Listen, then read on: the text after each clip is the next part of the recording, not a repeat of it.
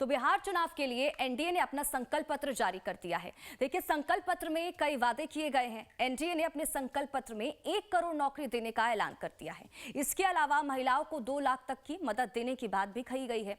इसके अलावा 1 करोड़ महिलाओं को लखपति दीदी बनाने का लक्ष्य निर्धारित किया गया है।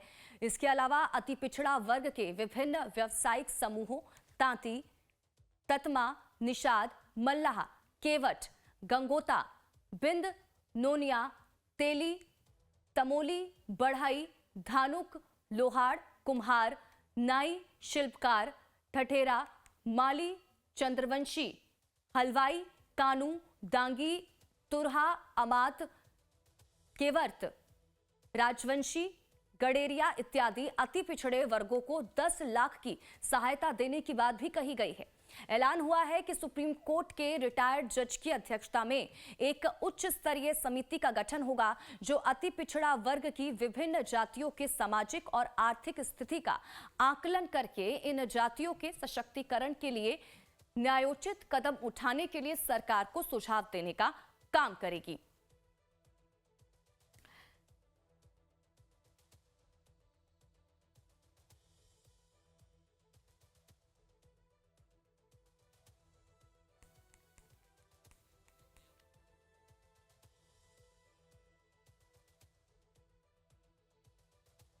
तो देखिए, एनडीए की तरफ से जो मैनिफेस्टो है वो जारी कर दिया गया है और ऐसे में कई बड़े वादे इस संकल्प पत्र के जरिए किए गए हैं।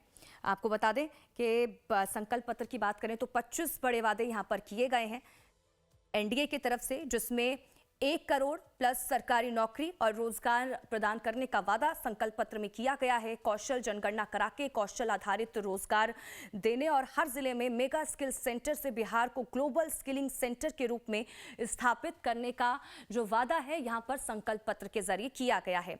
अब महिलाओं की अगर बात करें तो क्योंकि देखिए, महिलाओं को आत्मनिर्भर बनाने की लगातार बात की जाती है और पहले से ही अंदाजा लगाया जा रहा था कि महिलाओं पर फोकस इस बार इस संकल्प पत्र में रहेगा। तो देखिए, मुख्यमंत्री महिला रोजगार योजना के से महिलाओं को 2 लाख तक की सहायता राशि दी जाएगी। 1 करोड़ महिलाओं को लखपति दीदी बनाया जाएगा। मिशन करोड़पति के माध्यम से चिन्हित महिला उद्यमियों को करोड़पति बनाने की दिशा में भी काम किया जाएगा।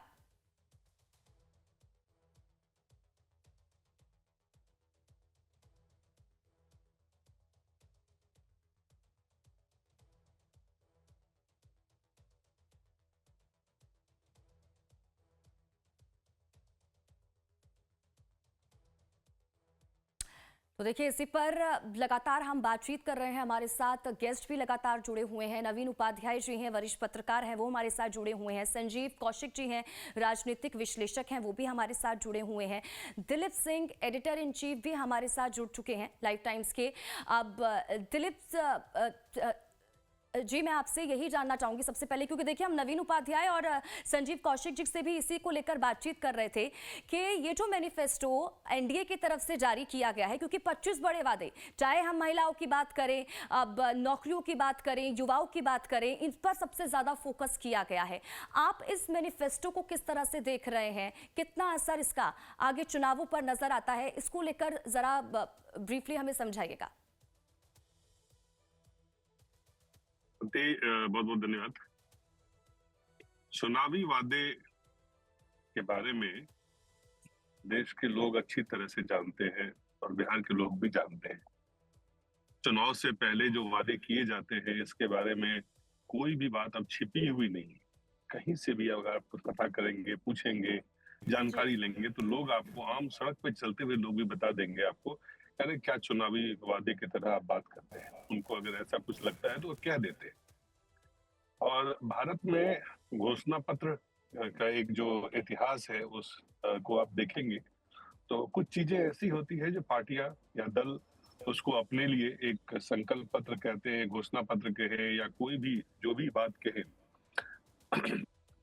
उसमें लोगों का कितना यकीन होता है। मुझे लगता है कि घोषणा पत्र को लेके पहले यकीन लोगों का जो एक लोगों में एक सोच बनी कि घोषणा पत्र मतलब झूठ का पिटारा। और यही बात उसके बाद अगर आप देखेंगे तो पार्टियों ने, दलों ने अलग अलग तरह से घोषणा पत्र को पेश किया। और पेश करने के पीछे उनका ये था कि किसी ने संकल्प पत्र बना लिया, किसी ने जैसे नीतीश जी ने बोले कि हमारे 11 इतने या 9 या कई सारे उनके इस तरह के उन्होंने शब्दों का चयन जो है, सिर्फ शब्द चेंज हुए। लेकिन घोषणाओं का जो अमल देखेंगे, अगर इतिहास देखेंगे, नवीन जी वरिष्ठ पत्रकार हैं, बहुत अच्छी तरह से घोषणाओं को उन्होंने देखा है और हमने भी देखा है 35 साल के पत्रकारिता में जितने भी घोषणाएं हुई हैं, उनमें से कुछ ही घोषणाएं ऐसी हैं जिनको पार्टी जो है ओन करती है, खास करके राजनीतिक रूप से अगर वो फायदेमंद साबित हो। तो और कई बार जो इन घोषणाओं का जो दूसरा पक्ष है कि वो इसलिए किया जाता है कि उसमें ताकि वोटर्स को इमीडिएटली जो आपके विरोधी हैं अगर वो लुभा रहे हैं किसी चीज से तो उससे आगे जाके आप घोषणा करते हैं कि जी। चलिए वो आपको 1 रुपया दे रहा है, मैं आपको 1.25 रुपया दे रहा हूँ, वो 1 रोजगार हम्म। देगा, आपको मैं 2 रोजगार दूंगा। ये जो हम्म। कॉम्पिटिटिव घोषणाओं का दौर चुनाव के समय होता है, तो मुझे लगता है इन घोषणा पत्र या संकल्प पत्र को मैं अ, उसी नजरिए से, चुनावी नजरिए से कि चुनाव में आपको मतदाताओं को प्रभावित करना है। आपके विरोधी ऑलरेडी अगर देखेंगे इंडिया गठबंधन ने, महागठबंधन ने घोषणा पत्र ऑलरेडी उन्होंने जारी किया। उसके बाद एनडीए का ये घोषणा पत्र आया है। तो पहले तो सवाल ये उठ रहा था कि तेजस्वी यादव इतना रोजगार देंगे कैसे सरकार में, सरकारी योजना, सरकारी रोजगार किस तरह से देंगे। आज देखिए 1 करोड़ जी। जो सरकारी नौकरी देने की बात कही गई है। अब वो सवाल ये है कि वो सवाल जब पूछ रहे थे वो कैसे इसका जवाब देंगे। हम्म। जाहिर है ये संकल्प पत्र के रूप में उन्होंने बताया है। साथ ही लखपति दीदी, करोड़पति, कई सारे आपने 25 घोषणाओं का आपने जिक्र किया। तो मुझे लगता है ये चुनावी वादे हैं। इसको मैं चुनावी वादे की तरह देखता हूँ। मतदाता को प्रभावित करने के लिए एक दूसरे में जो कंपटीशन है उसके उस कॉम्पिटिटिवनेस में इसको देखता हूँ और इसको मैं समग्रता में बिल्कुल नहीं देख पा रहा हूँ। इसलिए कि नहीं कि मैं देखना नहीं चाहता हूँ, इसलिए नहीं देख पा रहा हूँ कि चुनावी वादों का जो एक लंबा इतिहास है जिसको पूरा नहीं किया जाने का इतिहास है, कभी पूरा नहीं होता है। एक आध चीजें ऐसी होती है जो वैचारिक रूप से, जैसे आज भारतीय जनता पार्टी कम से कम ये बात तो जरूर कह सकती है कि देखिए हमने कहा था कि अयोध्या में मंदिर बनाएंगे तो हमने बनाया। हम्म। हमने कहा था कि हम्म। हम जो है वहां कश्मीर में 370 हटाएंगे तो हमने हटाया। हम कॉमन बिल्कुल। सिविल कोड की तरफ जो है बढ़ रहे हैं वो हम बढ़ेंगे। तो जो हम्म। राजनीतिक रूप से फायदेमंद इस तरह की चीजें होती है जो उनको सूट करता है उस पर तो वो अमल करने का प्रयास करते हैं। लेकिन बाकी जो घोषणाएं हैं खास करके जिसका सीधा असर राज्य के या राष्ट्र के इकोनॉमी पे पड़ता है उसको लेके अगर आप देखेंगे तो आज झारखंड में, छत्तीसगढ़ में, मध्य प्रदेश में, हरियाणा में, पंजाब में सरकार बनने से पहले जो राजनीतिक घोषणाएं या संकल्प पत्र या घोषणा पत्र में की गई थी उनके उसके कारण कई राज्यों को भारी आर्थिक कठिनाइयों का सामना करना पड़ रहा है। तो ये जो हम्म। फ्रीबीज का एक कंपटीशन चला हुआ है हिंदुस्तान में कि कौन पार्टी कितना फ्री बांट सकता है, कितनी बातें कर सकता है, उससे ज्यादा इसको देख पाना, उसको विश्लेषण करना तुरंत आपने मुझे पूछा तो मैंने अपनी एक आम लोगों की राय बनी हुई है उस राय के हम्म। बारे में आपसे मैं बता रहा हूँ। और मेरी अपनी भी जो निजी राय है कि घोषणा पत्र जो है वो चुनावी घोषणा पत्र है, चुनावी संकल्प पत्र है। इसमें से हो सकता है कुछ चीज पे काम हो, लेकिन मैं ये मानता हूँ कि अगर 5% भी इस पे अमल होता है तो ये एक बहुत हम्म। बड़ा गेम चेंजर जिसे आप कह सकते हैं। अगर 5% भी इस अब पे अमल अच्छा किया जाए दिलीप जी, तो चीजें मैं बदलाव एक हो और सकती है। जी आपसे सवाल यहाँ पर करना चाहूंगी। अब क्योंकि इस सवाल को संजीव कौशिक जी भी उठा रहे थे। अब जिस तरह से तमाम चुनावी वादे किए गए, क्योंकि वो ये कहते हुए नजर आए, देखिए इस तरह के वादे तो पिछले बार भी तो किए गए थे ना, उस पर कितना काम हुआ है? क्या आज का बिहार का युवा ये समझ रहा है? क्योंकि देखिए सरकारी नौकरी देने का वादा पहले भी सरकारों की तरफ से किया गया है, एनडीए की तरफ से पिछली बार भी कहा गया था देखिए कि हम युवाओं को रोजगार देंगे, लेकिन कितने यहाँ पर अवसर यहाँ पर पैदा किए गए? अभी भी तो बिहार का जो युवा है, जो लोग हैं, वो पलायन करने को मजबूर है ना, तो कितना काम किया गया? क्या इस बार यहाँ का युवा ये समझ रहा है कि देखिए ये सिर्फ चुनावी वादे हैं, जब पहले ही काम नहीं किया गया तो अब कैसे काम होगा? नहीं, ऐसा नहीं कि पहले काम नहीं हुआ, आप कंप्लीट नहीं कह सकते हैं। अब 20 साल नीतीश जी सरकार चलाए हैं तो 20 साल में तो कुछ काम आप कह सकते हैं कि उन्होंने किया है। चाहे गांव में गांव को सड़कों से जोड़ना वो उन्होंने किया है, बिजली जो है बिजली की व्यवस्था गांव गांव तक ले जाना वो उन्होंने किया है। और जो सुरक्षा है, कानून व्यवस्था को अगर कंपेयर करेंगे तो कुछ काम हुए, ऐसा नहीं है। आप बिल्कुल हम्म। हम नहीं कह सकते काम नहीं हुआ है। लेकिन ये जो बड़े बड़े वादे किए गए हैं कि 1 करोड़ हम्म। सरकारी जॉब हम देंगे, नौकरी देंगे, इतने लखपति, इतने करोड़पति, इतने इंडस्ट्री, मुझे लगता है कि 20 साल में अगर कुछ चीजें नहीं हुई तो वो 5 साल में इतना जल्दी कैसे इसको पूरा करेंगे? ये एक स्वाभाविक सा सवाल है जो किसी भी आम व्यक्ति से अगर आप पूछेंगे तो आपको बता देगा कि नहीं, ये संभव नहीं है। क्योंकि आप 20 साल में जो चीज कर सकते थे वो नहीं कर पाए हैं, तो 5 साल में इन चीजों को कैसे अमल पे ला पाएंगे? तो ये सवाल स्वाभाविक है, लेकिन आप इस वक्त चुनावी मोड में हैं। आप मतलब राजनीतिक दल जितने हैं वो चुनावी मोड में हैं। इस समय तेजस्वी यादव जब उप मुख्यमंत्री बने या लालू जी जब उनके पिताजी 15 साल शासन चलाए, तब बहुत सारी बातों को जो आज कह रहे हैं तो कभी नहीं उस पे अमल हुआ। नीतीश कुमार जी जो आज जितनी बातें उन्होंने किया है तो उस पे तो कई काम वो कर सकते थे, लेकिन नहीं किया। तो नहीं कर पाए। तो मुझे लगता है कि राजनीति में, चुनाव में ये घोषणा पत्र, संकल्प पत्र का आना एक स्वाभाविक प्रक्रिया है।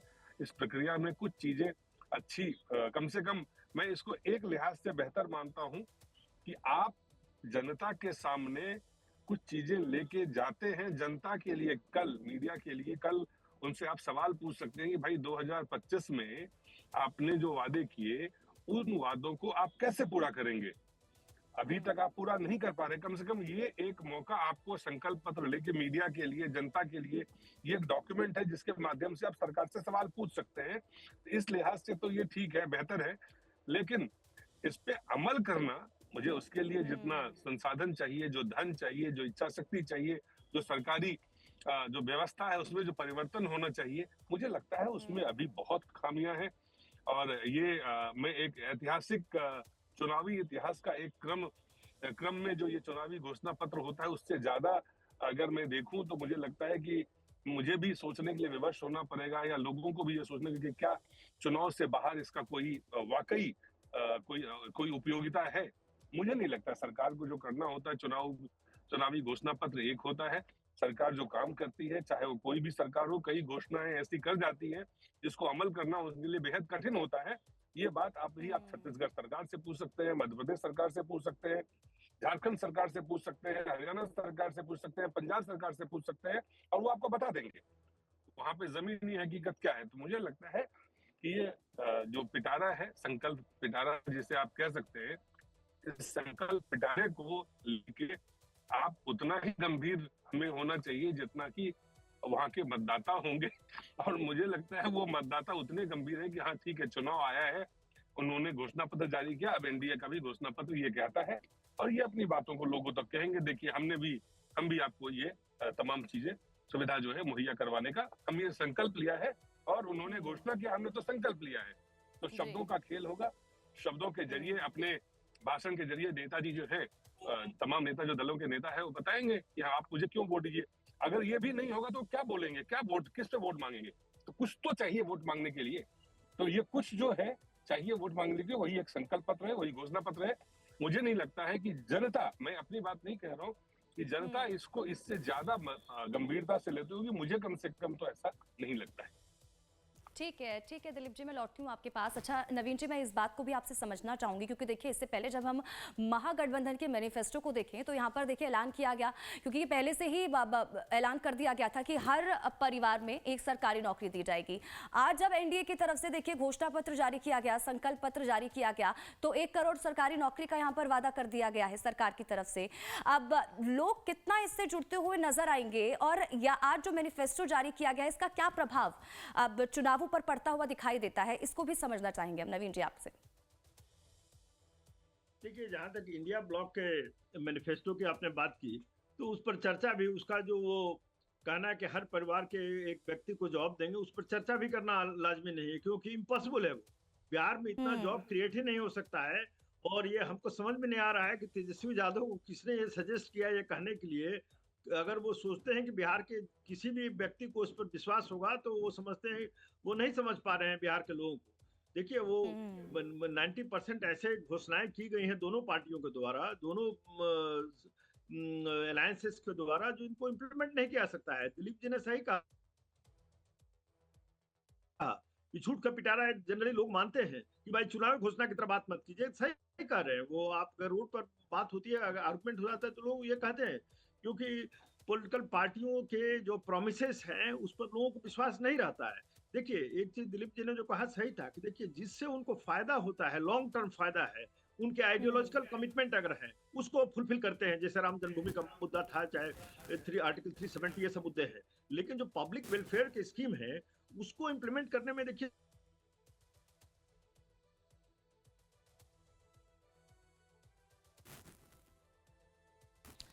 तो नवीन जी से फिर से जुड़ने की कोशिश करेंगे। संजीव जी हमारे साथ बने हुए हैं, संजीव कौशिक जी राजनीतिक विश्लेषक हैं।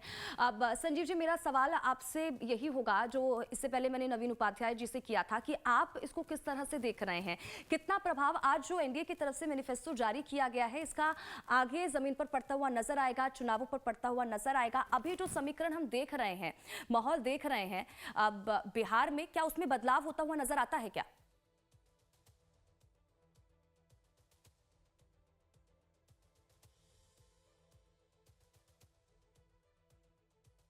संजीव जी, आवाज मिल पा रही है आपको मेरी? संजीव जी को आवाज नहीं मिल पा रही है, फिर से जुड़ने की कोशिश करेंगे। दिलीप जी लगातार हमारे साथ बने हुए हैं, एक बार फिर से उनका रुख कर लेते हैं। अच्छा, अब दिलीप जी, मैं आपसे ये भी जानना चाहूंगी, इस चीज को भी समझाइएगा, क्योंकि देखिए लोग समझ पा रहे हैं। इससे पहले हमने महागठबंधन के मैनिफेस्टो को भी देखा था, अब कई सवाल उसको लेकर भी देखे जिसको लेकर हम चर्चा भी कर रहे थे, तब भी लगातार उठाए जा रहे थे। अब इस बार जो एनडीए की तरफ से देखिए मैनिफेस्टो जारी किया गया है, खासकर के अति पिछड़ा वर्गों को यहाँ पर साधने की इस मैनिफेस्टो में कोशिश की गई है। और इससे पहले नवीन उपाध्याय जी से जब हम बात कर रहे थे और संजीव जी से बात कर रहे थे, तो उनकी तरफ से कहा पे गया, देखिए मुकेश सैनी की जो पार्टी है और उनके जो अब वोटर्स हैं, कोर वोटर हैं, उनको यहाँ पर कहीं ना कहीं साधने की कोशिश की गई है, जो एनडीए के मैनिफेस्टो में भी यहाँ पर नजर आता है। तो कितना प्रभाव इससे चेंजेस नजर आता है? क्या ईबीसी वर्ग जिसकी हम बात कर रहे हैं, अति पिछड़ा वर्ग की, उसके वोट बैंक में सेंधमारी यहाँ पर होती हुई नजर आती है क्या? इसको भी जरा समझाइएगा, आपको क्या लगता है? देखिए, बिहार चुनाव के बारे में जब भी बातचीत होती है तो एक महत्वपूर्ण पक्ष बिहार चुनाव का हमेशा आप देखेंगे लोग बातचीत करेंगे, वो है जातीय समीकरण का। और नीतीश कुमार जो सत्ता में आए तो उन्होंने एक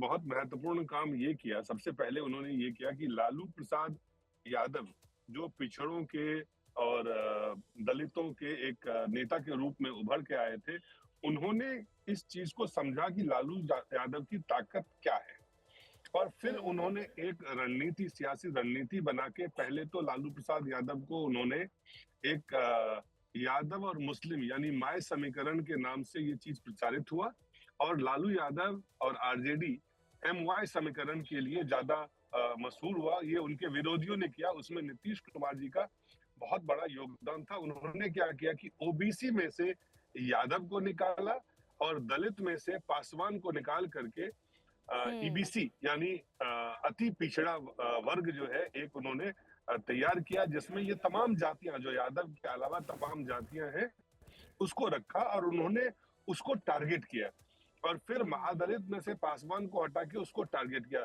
तो ये नीतीश कुमार जी के सोशल इंजीनियरिंग के नाम से जो लोग राजनीतिक विश्लेषक है वो जानते हैं कि नीतीश कुमार जी ने एक सोशल इंजीनियरिंग किया, जिसका उन्होंने एक शब्द दिया सोशल इंजीनियरिंग, सामाजिक समीकरण को बेहतर बनाया, जो आरजेडी के जो माय समीकरण के मुकाबले ज्यादा प्रभावित साबित हुआ। और 2005 से लेके 2025 तक, इस वक्त तक नीतीश कुमार उसी अगर सामाजिक समीकरण की बात करें उसी बदौलत वो मुख्यमंत्री बने हुए हैं। कोई भी एक जाति के बदौलत वो मुख्यमंत्री नहीं बने हुए हैं, लेकिन जातीय समीकरण को उन्होंने साधने का जो प्रयास किया, सफल प्रयास किया, उसके कारण वो मुख्यमंत्री बने हुए हैं। फिर 2020 में आरजेडी ने अपने आप को तेजस्वी यादव के नेतृत्व में एक ए टू जेड यानी सबकी पार्टी, कोई भी इसमें से छूटेगा नहीं, ऐसा उन्होंने उसको प्रेजेंट किया 2020 में, जिसका फायदा आरजेडी को देखने को मिला, वो नंबर 1 पार्टी बनी।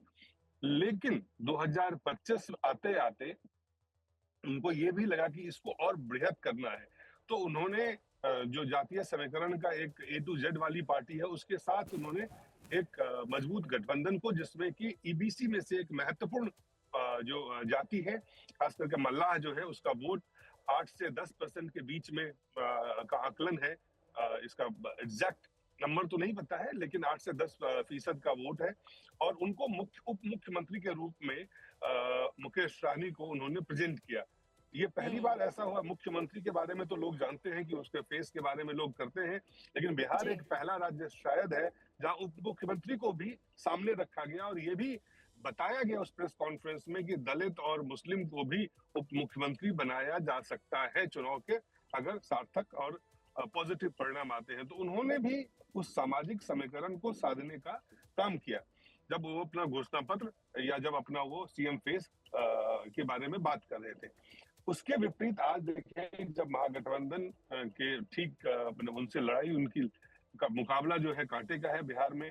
हालांकि लगातार इस बात की चर्चा हो रही है कि एनडीए जो है उसे एज है, लेकिन जमीन पे जब अगर आपको जोड़ना है सियासी जो आपको जैसे कहते हैं सियासी समीकरण को मजबूत करना है, तो उसमें बिहार में जातीय समीकरण को भी आपको प्राथमिकता देनी होती है। जो सीट, यहाँ तक कि जो सबसे नई पार्टी वहां पे बनी, जिन्होंने कहा कि हम बिहार के बदलाव के लिए आए हैं, जिनका नाम प्रशांत किशोर है, जिन्होंने जनसुराज पार्टी बनाई, उन्होंने भी जी। जब अपने उम्मीदवारों के प्रत्याशियों की घोषणा की तो उन्होंने बताया कि किस जाति के कितने लोग हैं, कितने लोगों को उन्होंने कितना वोट दिया है। तो बिहार में बिल्कुल। जातीय समीकरण की बनाए बगैर अगर आपका मजबूत जातीय समीकरण बन गया है, अगर आपने कास्ट केमिस्ट्री को बेहतर समझ लिया है, तो जो पोल अर्थमेटिक है, जो अंकगणित है, चुनाव का जो अंकगणित है, उसको आप बदल सकते हैं। तो यहाँ जो बिल्कुल। सोशल केमिस्ट्री है और जो पॉलिटिकल अर्थमेटिक है, इस दोनों चीजों का, सामाजिक रसायन और अंकगणित, दोनों का एक आपको गठजोड़ बनाना आपके लिए अनिवार्य होता है कि आप उसको देखें, समझें और उस पर अमल करें। तो आज एनडीए की जो घोषणा पत्र या संकल्प पत्र जो उन्होंने जारी किया, उसमें जो तमाम उन्होंने जातियों का नाम लेते हुए बताया है, जो अभी आप बता रही थी, ये एक स्वाभाविक सा प्रयास है कि उन जातियों के लोगों को जोड़ के एनडीए के पक्ष को मजबूत किया जाए, एनडीए के वोट बैंक को मजबूत किया जाए, एनडीए के जनाधार को मजबूत किया जाए। ये उनके तरफ से एक, मुझे लगता है, बहुत ही स्वाभाविक सा प्रयास है। ये होना ही चाहिए था, क्योंकि यही सवाल, यही चीजें महागठबंधन के या इंडिया गठबंधन के लोग भी कर रहे हैं। तो मुझे लगता है कि उसमें अब फायदा होगा, कितना फायदा होगा, कितना नुकसान होगा, ये तमाम चीजें हैं कि आपका जो सोशल इक्वेशन आपने जो क्रिएट किया है, जो केमिस्ट्री आपने बनाया है, वो कैसे आप, चाहे प्रत्याशी के माध्यम से कि कितने फीसद प्रत्याशी आपने उतारे हैं उन जातियों के, उनको कितना आपने रिप्रेजेंटेशन दिया है, क्या उनकी आगे भूमिका होगी। अगर आज हम बात करें, जैसे गठबंधन के तमाम नेता थे, लेकिन सम्राट चौधरी को ये मौका दिया गया कि वो इस संकल्प पत्र के बारे में बताए, तो ये भी एक मैसेज होता है कि आप किस व्यक्ति से क्या करवा रहे हैं। वो कुशवाहा जाति के हैं, वहां पे कुशवाहा जाति का जो संख्या है, वो एक प्रभावी वोट बैंक के रूप में उभर के आया है। तो बिहार में जो सबसे आक्रामक जो जाति के रूप में अगर आप देखेंगे, अगड़ी जातियों में जो कई सारे भूमियार हैं, राजपूत हैं, ब्राह्मण हैं, कायस्थ है, इसके अलावा यादव, फिर वहां पे कुर्मी, फिर वहां पे कुशवाहा, अब वहां पे मल्ला, जो सन ऑफ मल्ला वो अपने आप को कहते हैं। जी। ये जो सोशल केमिस्ट्री बहुत ही इंपॉर्टेंट है चुनाव में, पॉलिटिकल अर्थमेटिक्स को जो प्रभावित करता है। तो जो चुनाव परिणाम आपके होंगे, वो आपके सामाजिक समीकरण आपने कितने अच्छी तरह से, बेहतर तरीके से, कितने प्रभावी ढंग से आपने उसको इम्प्लीमेंट किया है, इस पे आपके राजनीतिक अंगणित, यानी जो चुनावी जो परिणाम आएंगे, जब वोट डाले जाएंगे, उससे बहुत फर्क पड़ता है। ये सामाजिक समीकरण बिहार में ही नहीं, लेकिन अन्य राज्यों में है। बिहार में इसको ज्यादा तरजीह इसलिए दी जाती है कि बिहार में जो राजनीतिक दल है, तमिलनाडु की तरह आप देखें, छोटे छोटे, आज मुकेश सहनी को उन्होंने उप मुख्यमंत्री बनाने का फैसला ही इसीलिए किया कि ये अगर हम घोषणा कर देते हैं, ये फैसला करते हैं, तो एक बड़ा चंक 8 से 10% वोट जो है उनके खाते में आने की संभावना बढ़ जाती है। अब जाहिर है और भी मल्ला जो जाति के और भी बड़े नेता रहे हैं बिहार में, उनके भी परिवार के लोग हैं, कई और राजनेता उभर के आए हैं, लेकिन इसका एक सकारात्मक परिणाम जो मुझे देखने को लगता है हमेशा, कि जब इस तरह से चीजें निकलती है, होती है, तो उस समाज से जो लोग हैं, उसमें राजनीतिक चेतना, सामाजिक चेतना या सत्ता में भागीदारी की जो उनकी सोच है, वो मजबूत होती है। इससे समाज थोड़ा बेहतर होता है। तो मुझे नहीं लगता है कि, चूंकि भारत में जाति किसी दल का बनाया हुआ नहीं है, लेकिन जातीय आधार पे दलों का अपना समीकरण बनाना एक स्वाभाविक प्रक्रिया सा इसलिए है कि उनके पास इसके अलावा कोई विकल्प भी नहीं रहता है कि तमाम जातियों को आप इकट्ठा करें, इकट्ठा करके अपना सामाजिक जनाधार जो है उसको बेहतर करें, लोगों को उसमें रिप्रेजेंटेशन दे। तो डेमोक्रेसी का ये पक्ष एक जो है बहुत बेहतर है, लेकिन इसका जो दूसरा पक्ष है उसका जब आप इसी चीज का जब वाद बना देते हैं तो कई बार उसका जो इसे चुनावी हिंसा को अगर आप देखें, कल जो कुछ हुआ है मोकामा में, जो हत्या हुई है, तो वो चीजें जो है वो खतरनाक होती है। और अदरवाइज सामाजिक समीकरण बना करके उसको मजबूत करके चुनाव लड़ना, मुझे लगता है ये हमारे यहाँ का एक लोकतंत्र में ये चीजें काफी दिनों से चल रही है। कांग्रेस भी बिल्कुल। इसमें लगातार जुटी रहती थी, अन्य पार्टियां भी इसमें जुटी रहती हैं।